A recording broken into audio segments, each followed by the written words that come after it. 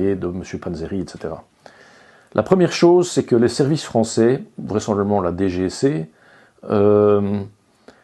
ont été extrêmement motivés à faire une enquête sur l'influence, ce qu'on appelle aussi l'ingérence, c'est-à-dire le fait de mettre son nez dans les affaires des autres, l'ingérence de la JET. La JET, ce sont les services secrets marocains dans les affaires européennes.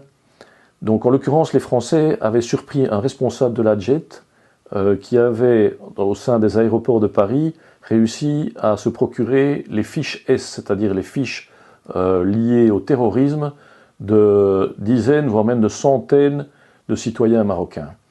Donc les services français ont demandé à la Sûreté d'enquêter sur les activités de ce monsieur qui appartenait au service secret marocain à Bruxelles.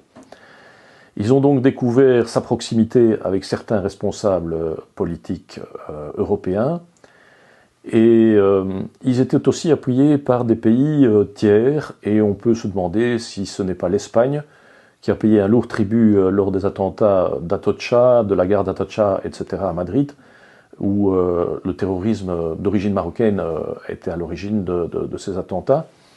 Mais deux autres pays européens, donc cette poussée de 4 pays européens pour que la Sûreté fasse le boulot, a été à l'initiative de cette démarche.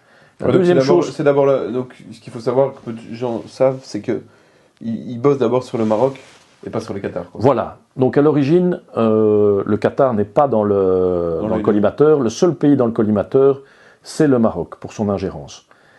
Ensuite, un deuxième miracle a lieu, c'est que l'ancien administrateur de la Sûreté de l'État, Jacques Ras, part pour raison de maladie. Dont on a déjà parlé. C'est un avis personnel, mais je pense que si Jacques Ras avait été toujours en fonction, vous n'auriez jamais entendu parler du Qatargate. Il aurait mis des bâtons dans les roues, voire même il n'aurait pas accepté la mise sur pied d'une opération de ce type-là.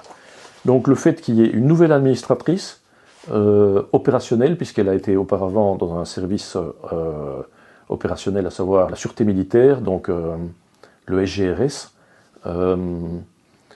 et donc je pense que la présence de cette personne a été, à mon avis, une des conditions pour mettre sur pied cette opération.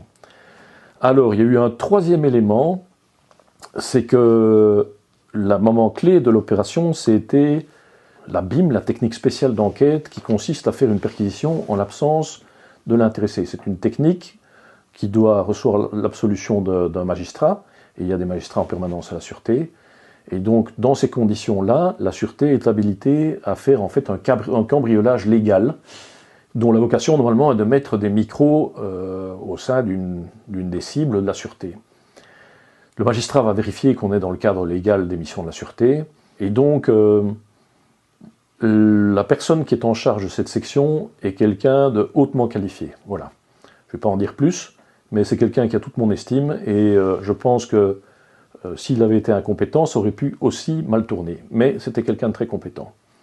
Et alors, la dernière chose, c'est que on a donné ça à un magistrat qui est souvent très motivé, en l'occurrence le juge Claes. Donc ces 4 éléments conjugués ont donné ce petit miracle qu'est le Qatargate, qui sous d'autres conditions n'aurait jamais été visible, n'aurait même jamais eu lieu. Voilà.